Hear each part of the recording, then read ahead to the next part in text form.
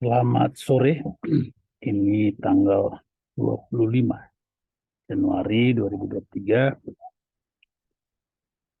jam 3:20 Indonesia Barat. Tadi pagi saya ngobrol-ngobrol di telepon dengan eh, seorang senior saya, jauh di atas saya, tapi kita sudah sama-sama pensiun.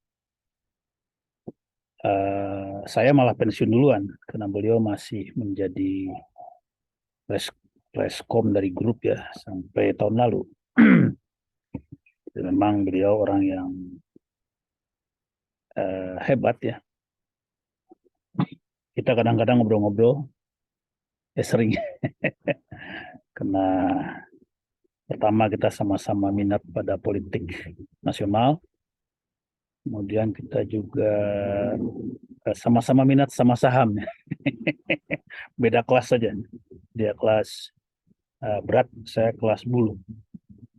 Tapi ya diskusinya kan sama aja, mau berat mau bulu ya sama aja, kita diskusikan hal yang sama. Kita juga bahas ekonomi, ya. Nah, tadi pagi ngobrol-ngobrol cerita, beliau cerita tentang waktu masih aktif dulu, beliau mendirikan satu perusahaan di bidang A. Rupanya kompetitornya khawatir, hingga mendatangi beliau dan minta supaya dibatalkan eh, perusahaan tersebut, tidak jadi dibikin. Rencananya dibatalkan, entah bagaimana itu tahu ya siapanya kompetitornya itu, mungkin lihat dari data BKPM ya, investasi. Tapi beliau bilang malah beliau ditawarkan untuk kalau dibatalkan proyek tersebut, ya maka beliau dipersilahkan memiliki saham secara pribadi di perusahaan kompetitor tersebut. Beliau menolak dengan sopan dan menyampaikan bahwa saya ini bekerja untuk korporasi, bukan untuk pribadi. Saya sudah digaji oleh korporasi. Nah, beliau ini cerita tentang sesuatu yang menurut saya sangat penting, yaitu adab. Adab dalam bisnis. Inilah adab dalam bisnis. Anda bekerja untuk satu perusahaan, kemudian Anda tidak melakukan hal yang merugikan perusahaan tersebut, walaupun Anda diganjar secara pribadi. Ya, saya kadang-kadang juga dalam skala yang lebih kecil melakukan hal itu. Eh, Adab seperti ini rasanya masih kurang di masyarakat kita. Ya. Walaupun kalau di perusahaan-perusahaan yang profesional, saya lihat sudah banyak ya yang bersikap seperti itu, yang dalam bekerja, dalam berbisnis punya adab atau etika yang positif. Misalnya juga gentleman agreement ya, atau perjanjian pribadi. Bagi orang yang punya adab bisnis, itu akan dipegang, ya, akan dipenuhi. Tapi bagi yang tidak seperti itu ya, yang adabnya beda ya, itu tidak menjadi satu patokan. Ada juga adab di tempat lain, yaitu adab kerja. Kerja juga ada adabnya. Jadi misalnya eh, bagaimana kita bekerja sama membantu rekan sekerja, bagaimana kita berusaha sungguh-sungguh mencapai hal yang terbaik bagi perusahaan, itu adab nih, adab kerja.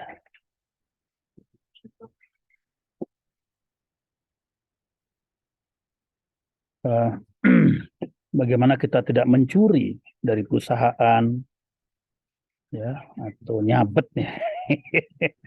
Dulu terkenal itu istilah nyabet, cari sabetan. Atau bahkan tidak berkomplot di dalam perusahaan untuk masing-masing dapat sabetan. Saya nggak tahu sekarang ya. Kalau dulu itu menggejala, ya, menggejala. Tentu saya tidak tahu besarnya gejala tersebut karena saya tidak melakukan survei, ya, tidak melakukan penyelidikan. Tapi rasanya cukup besar. Nah, jadi ada adab bisnis, ada adab kerja. Adab kerja juga misalnya eh, tidak mencuri waktu dalam pekerjaan, ya, fokus pada tujuan perusahaan. Ya banyaklah, saya kira eh, kita semua tentu tahu ya. Cuma komitmennya ke arah itu yang saya ingin sampaikan. Hendaknya kita berkomitmen sungguh-sungguh kepada adab kerja yang baik dan adab bisnis yang baik.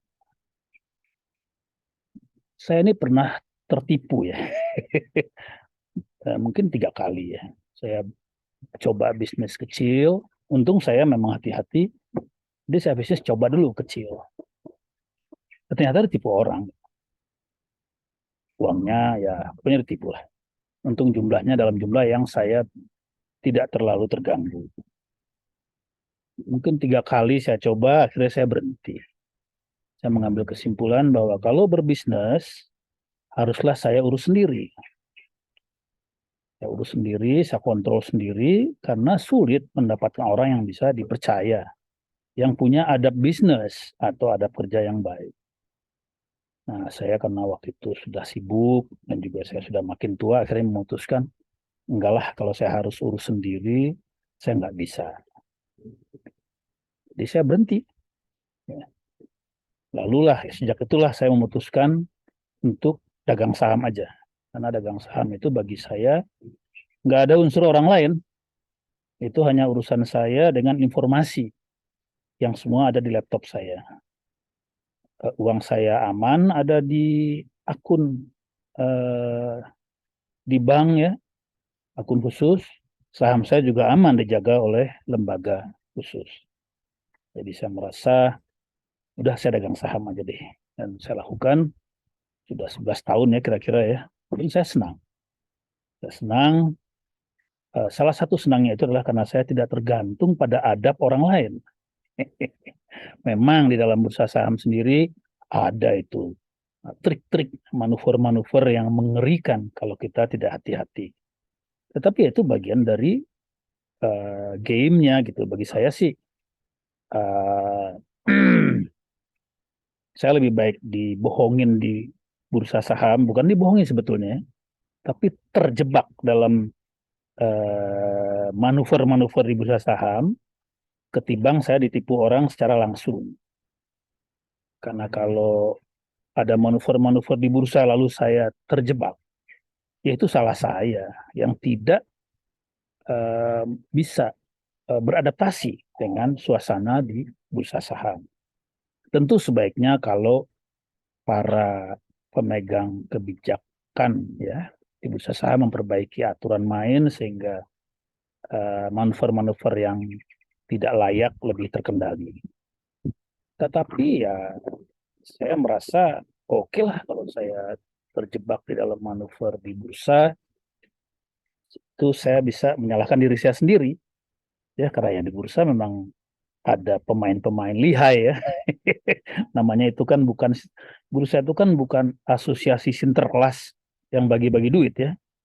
Bursa adalah asosiasi atau kumpulan orang-orang yang cari profit ya, cari untung. Mestinya untungnya dari pertumbuhan bisnis. Bisnisnya bagus, kemudian perusahaannya profit, lalu orang berani menghargai lebih mahal, kita dapat profit dari harga saham yang lebih mahal. Tapi kan hidup tidak sesederhana itu. Hidup kan ada trik ya, rumit lah ya. Jadi ya kita harus tahu diri. Ya bagi saya syarat pertama dagang saham di bursa adalah memang adaptasi. Adaptasi itu artinya kita cukup lama mengenali suasana di dalam bursa sehingga kita mengenal manuver-manuvernya.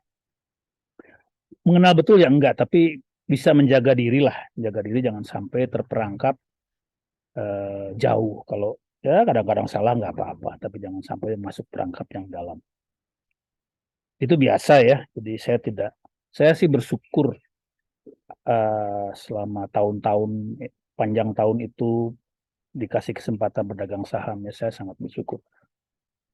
Jadi saya tidak bermaksud menjelek-jelekan bursa saham. Saya anggap semua ya alamiah saja, ya. Itu bukan asosiasi sinterklas, itu tempat orang cari uang, ya manuvernya macam-macam sejauh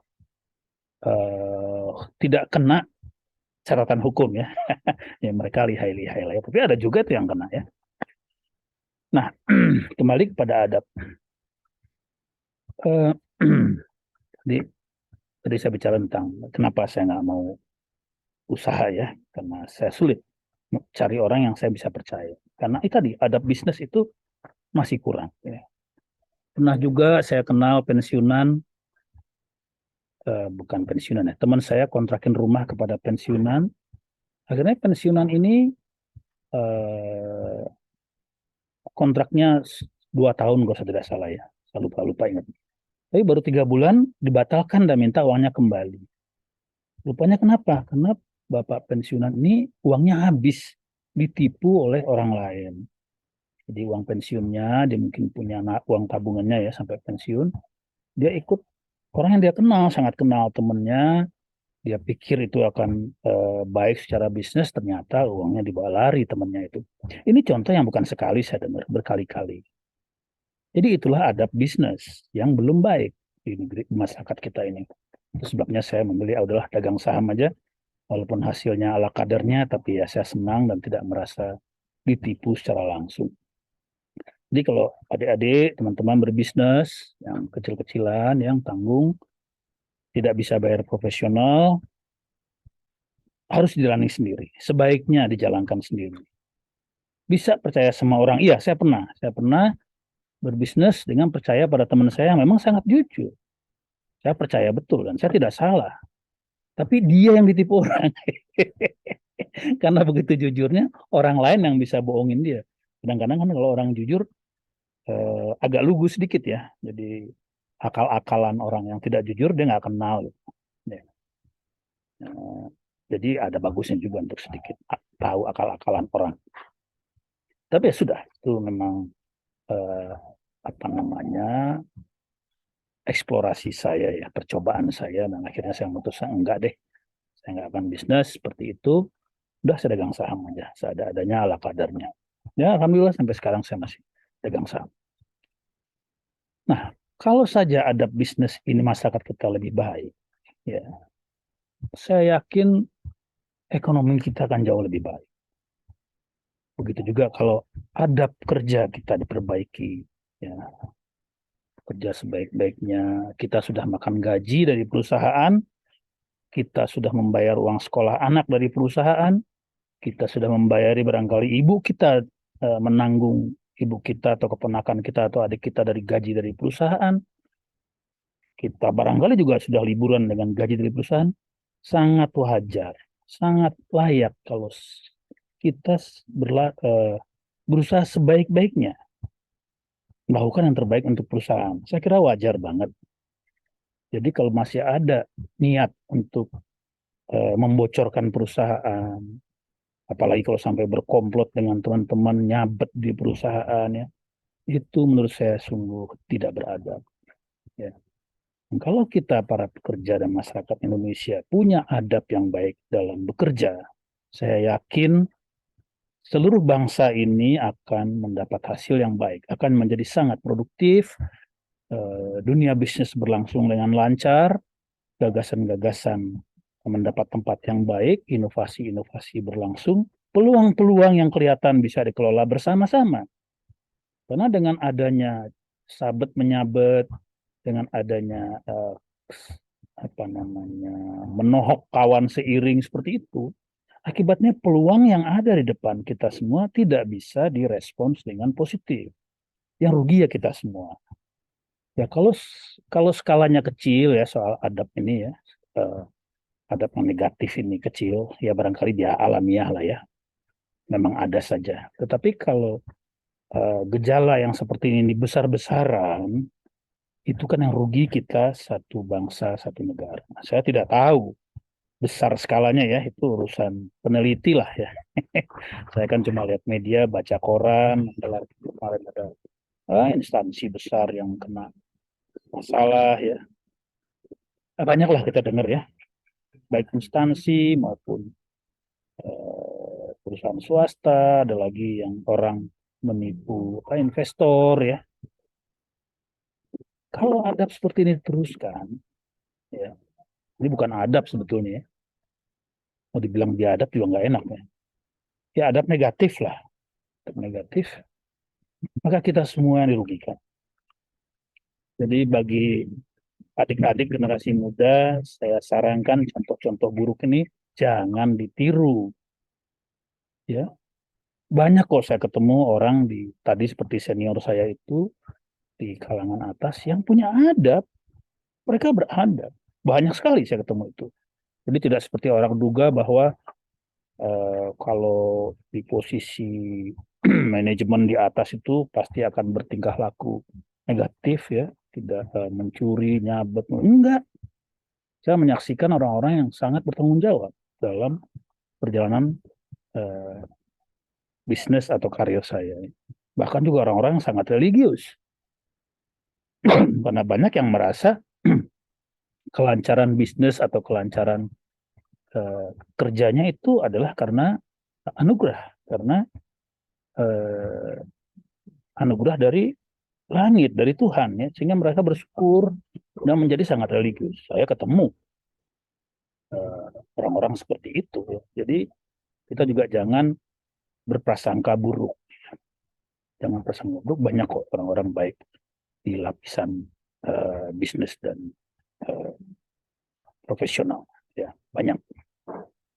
Tapi memang masih banyak juga sepertinya kalangan yang kurang beradab dalam hal bisnis maupun dalam hal bekerja. Padahal ya negara kita ini kan negara Pancasila. Pancasila itu kan tiga sila pertamanya itu ketuhanan, kemanusiaan yang adil dan beradab, persatuan Indonesia. Tiga ini kan mengarah kepada adab yang baik. Ya, tiga-tiganya itu kalau disatukan itu adalah ujungnya mestinya adab yang baik yang bertanggung jawab kepada sekitar kita, pada bangsa kita, pada kemanusiaan, apalagi kepada yang maha kuasa. Di uh, ya, jadi Pancasila ya. Tapi memang Pancasila menurut saya sangat relevan. Sila keempat itu musyawarah itu kan satu apa namanya satu strategi politik bagaimana kita sebagai bangsa bekerja sama ya, musyawarah dalam perwakilan itu juga satu adab yang jelas.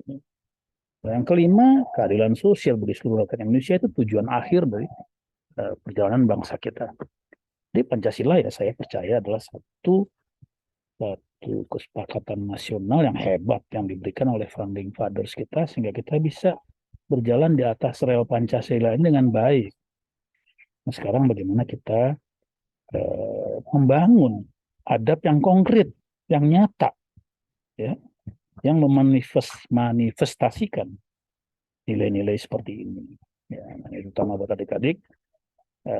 Contoh sederhana kalau sekarang ini saya lihat saja di lapangan. Saya lihat karyawan yang bekerja itu sibuk dengan gadget, bukan melayani customer. Sering saya ketemu. Entah dia kasir, entah dia pegawai bagian pelayanan, ya, entah di stasiun kereta, entah di toko-toko, restoran, ya. Saya prihatin lihat itu, walaupun saya memang tidak ada urusan ya, saya paling-paling saya tinggal saja atau. Tapi karena saya biasa bekerja, saya melihat gejala itu agak prihatin karena gadget merampas perhatian para karyawan, ya, bukannya melayani customer dengan baik.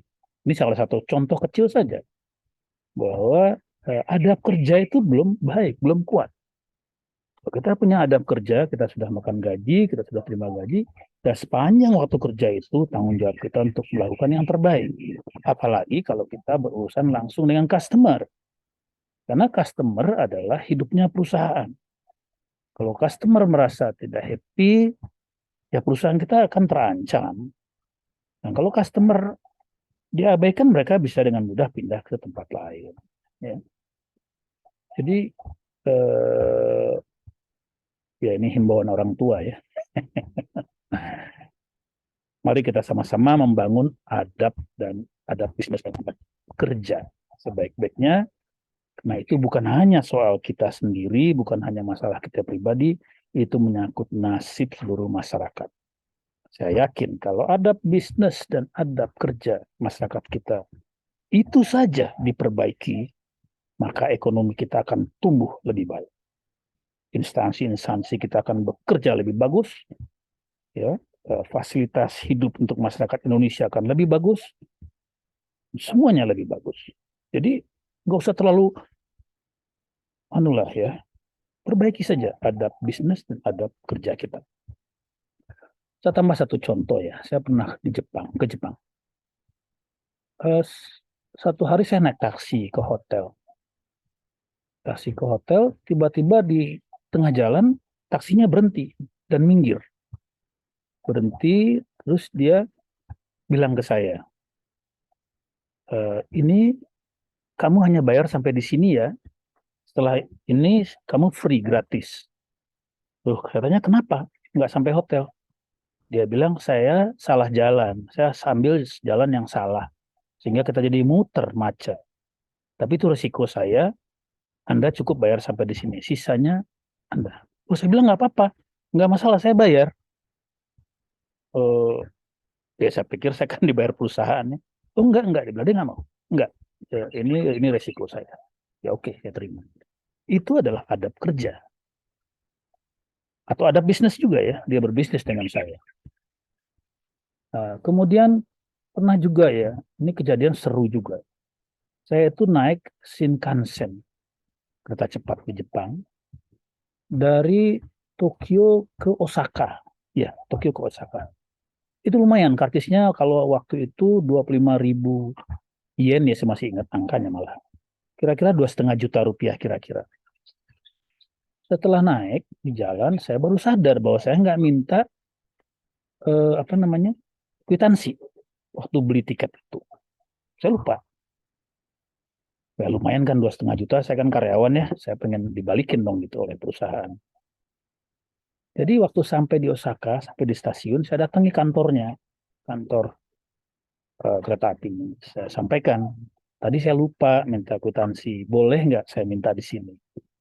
Oh maaf, nggak bisa. Maaf, kita nggak bisa bantu Anda, kita nggak boleh keluarin kwitansi di sini. Tapi Anda harus minta ke Tokyo. Wah ya, saya waktu itu agak cukup lama di Osaka. Terus, oh ya oke deh kalau gitu salah saya bilang. Tiba-tiba dia panggil saya, Pak, itu katanya Anda masih pegang kartisnya nggak? Loh, kartisnya kan di dalam mesin. Kan waktu kita keluar dari stasiun kereta api itu kan kartis diambil oleh mesin itu. Kita masukin, dia masuk ke dalam udah.